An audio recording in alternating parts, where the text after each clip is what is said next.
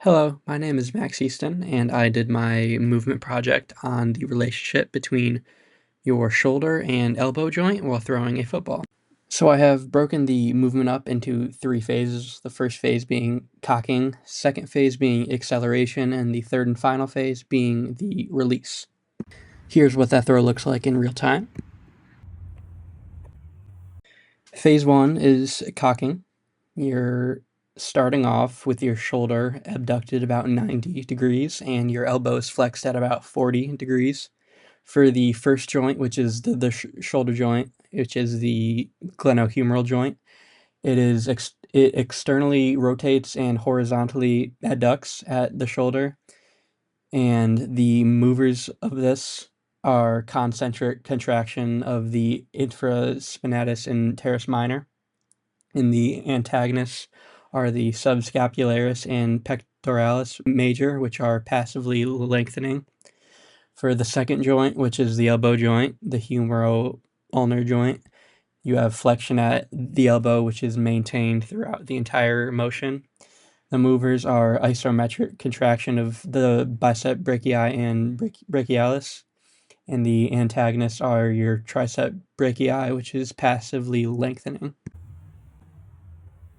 And now we can move on to phase 2, which is the acceleration phase. You start off with maximum external rotation of your shoulder, and you'll end with your shoulder rotating internally, and your elbow will go from about 90 degrees to ending off at 120 to 130 degrees. For the shoulder joint, the movements, you will have internal rotation and horizontal adduction. For the movers, you'll have concentric contraction of pectoralis major, latissimus dorsi, and subscapularis. The antagonists are the infraspinatus and teres minor, which are eccentrically contracting the motion.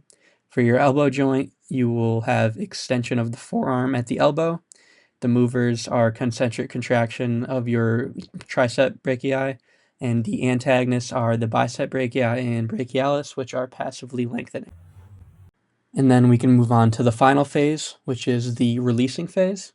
You'll start off with your shoulder internally rotated, and your elbow is almost at full extension, and your trunk will begin to rotate left as you start to release the ball.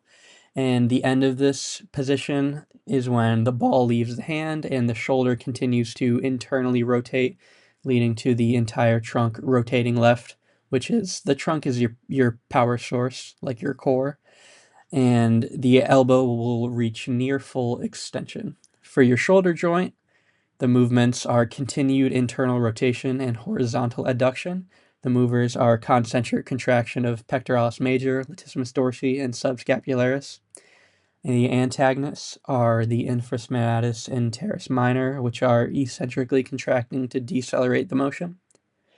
And for your elbow joint, you'll reach near full extension of the elbow right as the ball begins to release from your hand.